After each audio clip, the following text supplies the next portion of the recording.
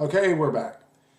So with JavaScript, I want you all to realize it is programming, but it is a very simplistic form of programming. Typically with programming, there's a little bit more nuance to it. There's a lot more intricate aspects to it. You can build things from scratch. Excuse me. I'm still not over my little illness. But with JavaScript, you don't really have those options because all you're doing with JavaScript is you're making things happen. You're making things happen with typing. You're making things happen with changing certain elements. Pardon me, sorry. You're making things happen with button presses or user interaction of any type. But it is still programming, and you still have some aspects you got to get in your head. Now, before we get into all this other stuff, I just want to explain how programming works in general. Typically when you program, what you do, especially if you're making functions, excuse me, I'm sorry. Especially when you're making functions, is you have to declare what's being used in the function, and then you do what you do within the function. Now we're going to get into more of an idea of what functions are in the next video, but I just want you to understand that you declare things like we did here. We had this function, and again, it doesn't have to be a function like this. You can do document. I don't use jQuery, so I just use jQuery. Element by ID, the head. And you could do it like this. Add event listener, click, and then like that, and whatever. But when you do something like this, you still have to declare certain things. You have to declare exactly what you're going to use within that functionality. And as I mentioned before, there are variables. Now with variables can be a short name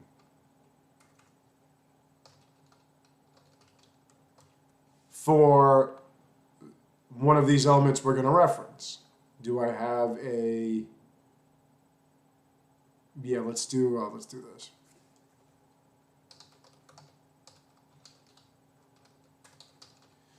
We can load in JavaScript, we can load whatever is in here, we can load it to this variable that we called photographer or paragrapher.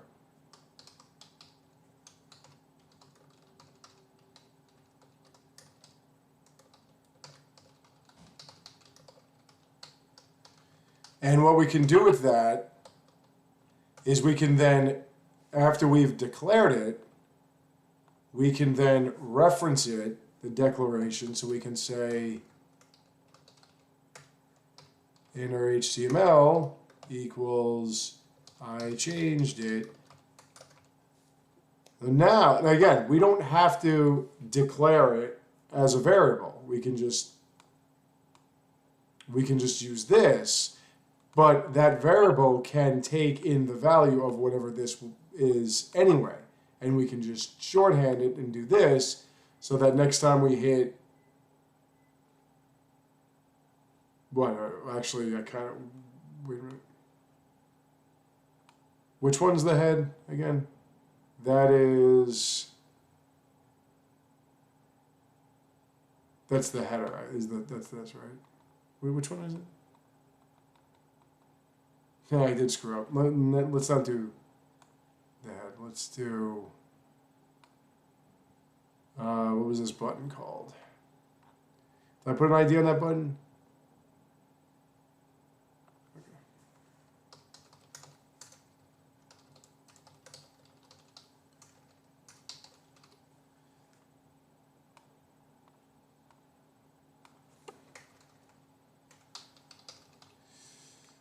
That makes a little bit more sense. So now when we press this,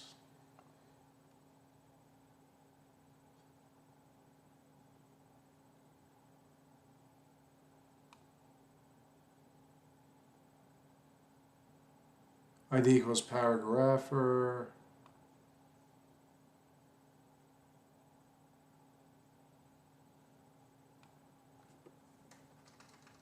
I probably shouldn't use the get element by ID. Whatever. Let's just change this. Let's put in that function change again. Sorry. So like I was saying, we can turn this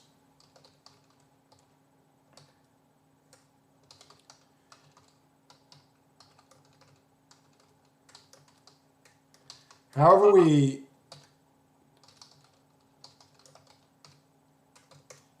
open this up with a function or that other manner I don't like to use, we can use a variable to hold this entire element as its value, and then we can do whatever for the sake of shorthanding, because, you know, sooner or later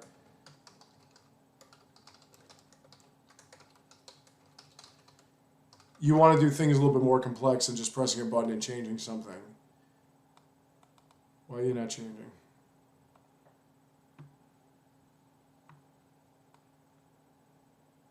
I saved this, right? Yeah. Oh, because I didn't put it in here.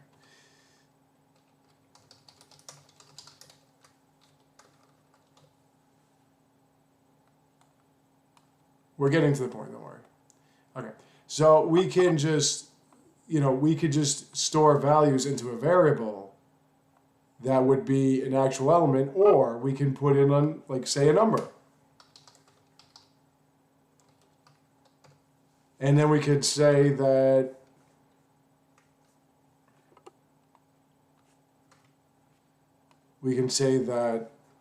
document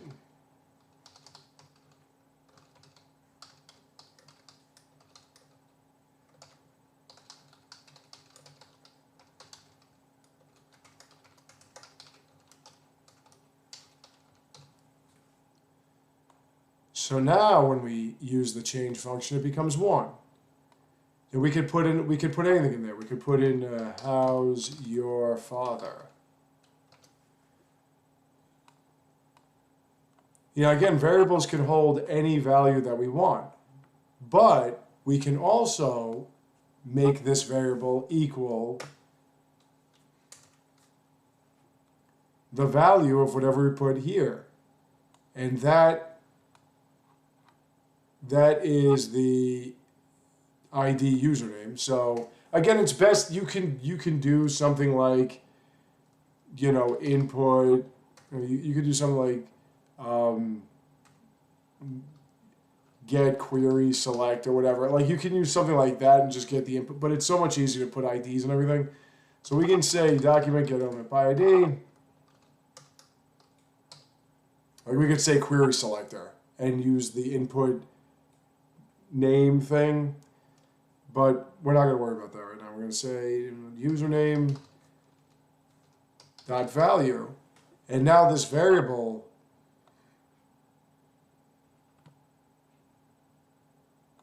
when we hit the button will either be nothing or it'll be this.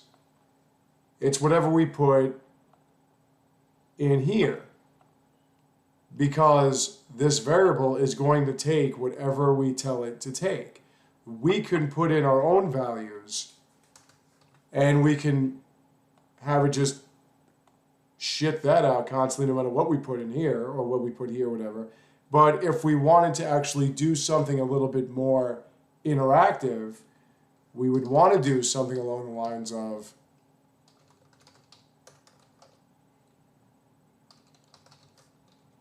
getting a value here from this, and even let's throw another one in there. Let's throw another variable in there. Let's throw texter equals document get element by ID, and we'll put an ID here. Really, it doesn't take much.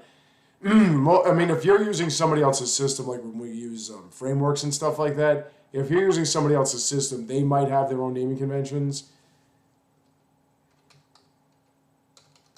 And I just want to show you, you don't have to name the variable the same thing as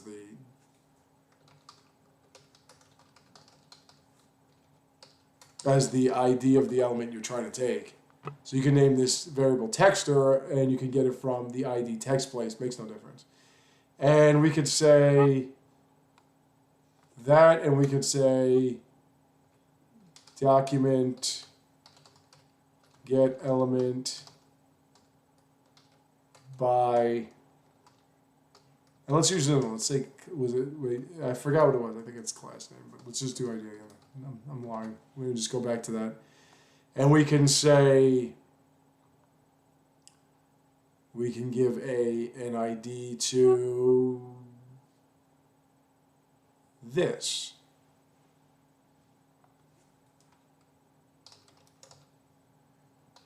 And call it result.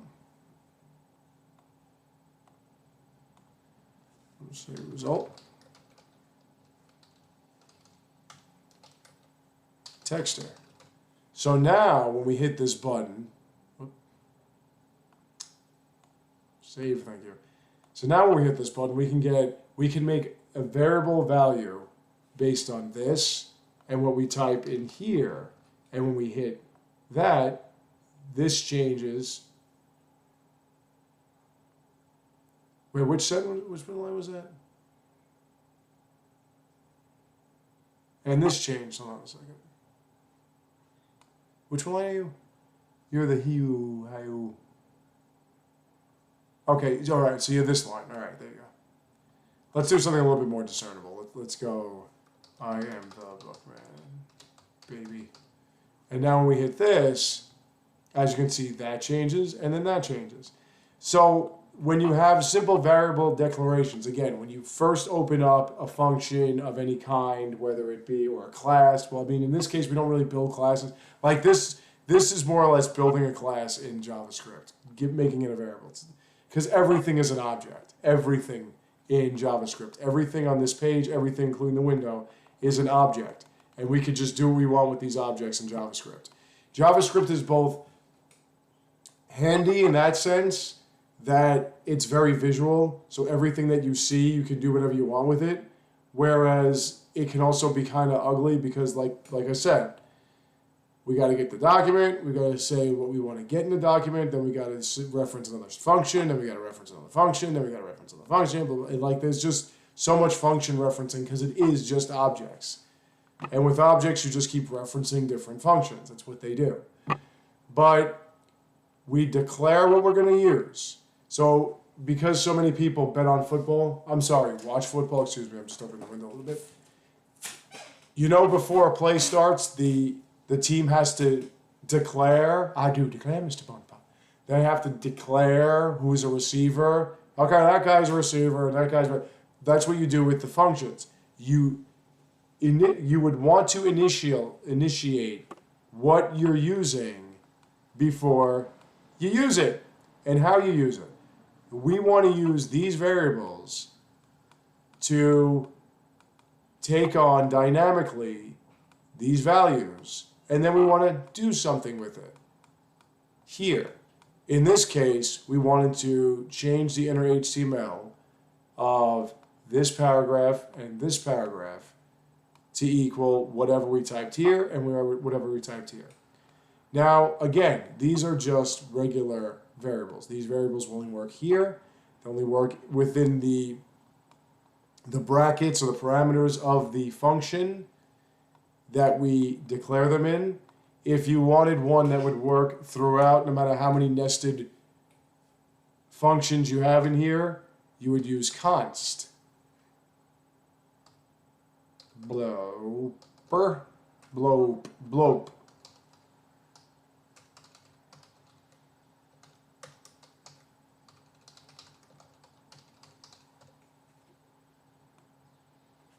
And now this, no matter what we do anywhere else, even if we put another thing in here like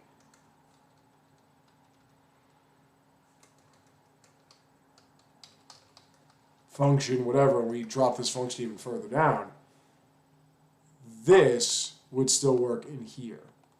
Now, I mean, you wouldn't notice a difference if I tried to show it to you, but whatever the case, constants are another way, another variable declaration that you'll need. However, you might want to loop through certain elements. You might want to loop through a certain amount of iterations. So if we wanted to loop through something,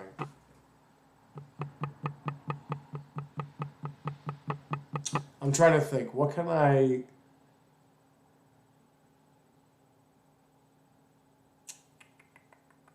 loop through? I want to see if there's a process that I can loop through.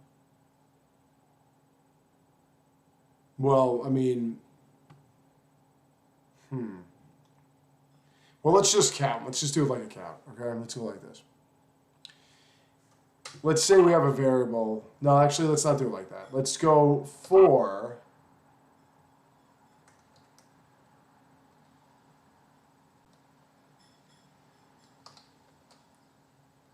and let's say within this for loop, we want to declare a variable that we want to loop through a certain amount of times. Then you might want to use the let I equals 0, which is the starting point, semicolon, I is less than 6, semicolon, I plus plus. And then within that, we can make, let's make another, let's do with more stuff, right? Let's put an idea in here.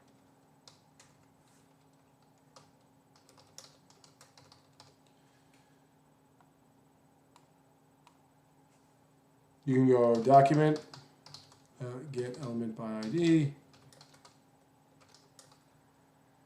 and you could say loop inner HTML equals, and we'll just say I. So now when we press this button, what should happen is that is going to print out what the number stops at when this stops itself, and it's 5.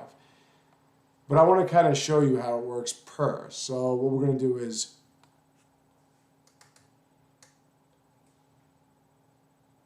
do, actually, no, wait, I want to show, okay, hold on, let's do this.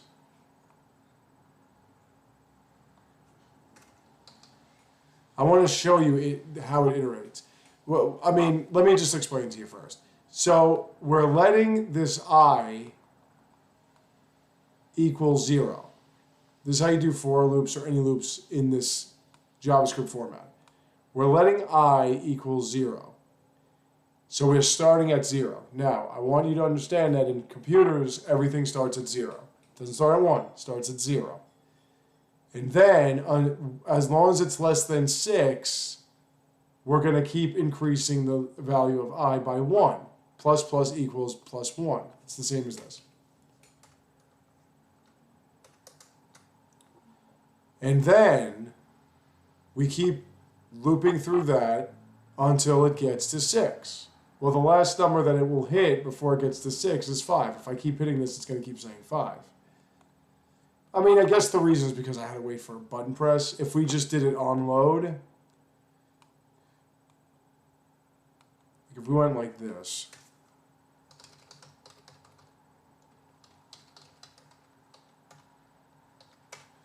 if we went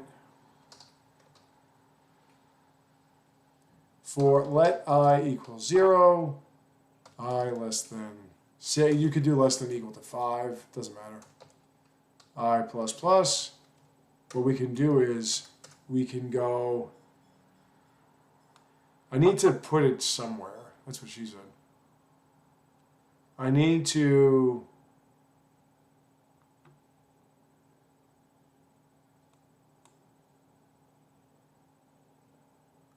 well, actually, it's not a for each, but I want to just show you how it looks.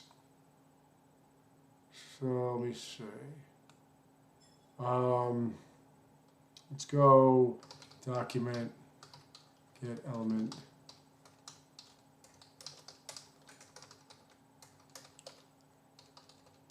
It's not going to make any difference.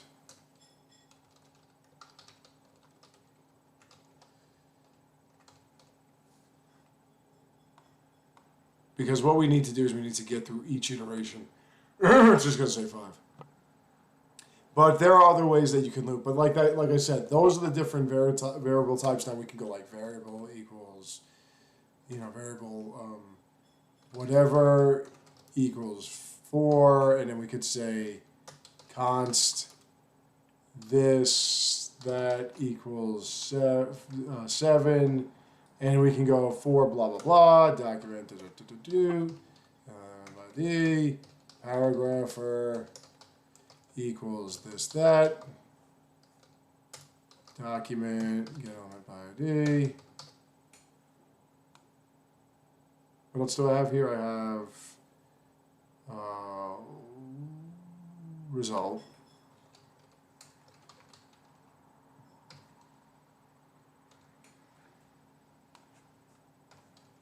I mean, that would just change the whole thing, but whatever.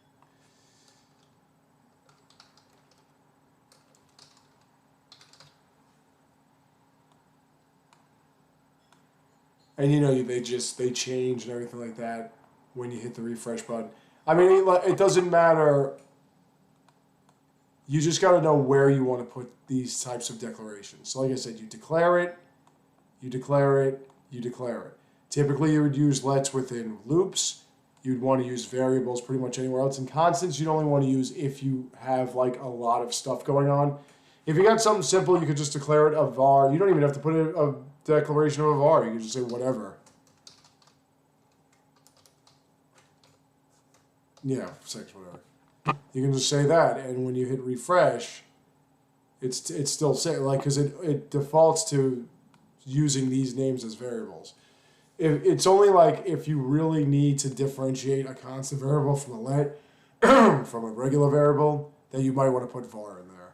But it's going to just go through, it's going to be the same aspect. It's going to go through the same personality no matter what you put before that. Unless it's something stupid like Jackie, that's not going to work. But, see, like, nothing works. You want to make sure that you put in a declaration that it would actually understand. So either constant. Now you can put let here too. Doesn't matter. I mean, you could put let there. You could put var here. It's more conventional to put let in the for loops and stuff. You could even put a constant here. It doesn't really matter. I mean, it's not a good idea because I don't think it's really going to change, but. Like you see, it says 0 because it's not going to change. It's a constant. Like, constants don't change, really. But, lets are kind of a little bit flimsier. Variables are a little bit more flimsy. But those are your 3 different types of variable declarations. And again, as I said, I mean, it seems like it was a little all over the place, this one video. But the reason is because I'm trying to get through the different types of variables, and I got sidetracked by doing all this dumb shit. But these are the individual value variables that you have. Now, I said individual value variables. Even this let I is an individual value. There's only one value tied to it. Whether the loop equals it up to 5 at the end of the loop doesn't make any difference. It's still just one value. Now, there are also things called arrays. And arrays could be declared with variable I would say variable let because they're a little bit more malleable. Array, they could be easily declared with open and close brackets. Now it knows that within this array, we can put in a bunch of different values. You can within there proclaim values of strings,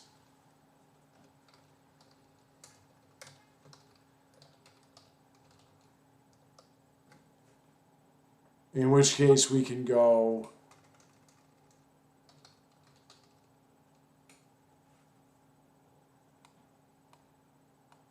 like that, and you see we have that string. But the reason why you would use something like an array is because arrays themselves are also objects that themselves have different functionalities, like split. And we could say, we could name another variable this Thor, this Thor. Just remember, don't name your variables after keywords. That screws everything up. If I said this, that would screw everything up. So don't do that. This though, yeah. Equals, we can do something with this array. We can say split, comma, space. And now what that does is, that says the array, we're going to split wherever there's a comma, space, comma, space, comma, space. And then we can say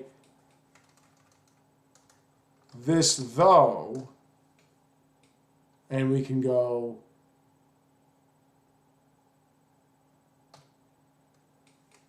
so let me explain. So now this though also becomes an array that has these three values, and within that we can say open brackets on the directory of 0. We'll get whatever 0 was. Where is? Wait, did I do?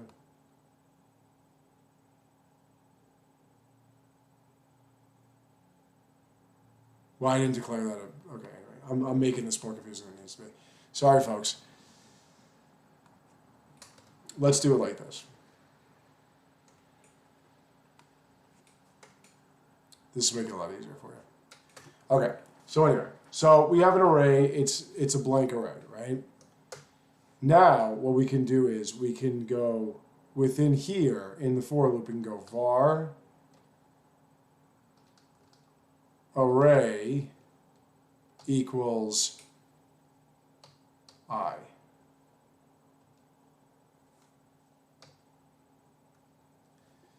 Okay. That didn't make any difference because we didn't do anything with array. But now we can then use var this though equals array dot split. Well, actually, let's print out the entire array. Let's go. Let's see. I want to see how they separate it. Yeah, well, do I have paragrapher? Yeah, I do. What's the other one? Loop, paragrapher, result.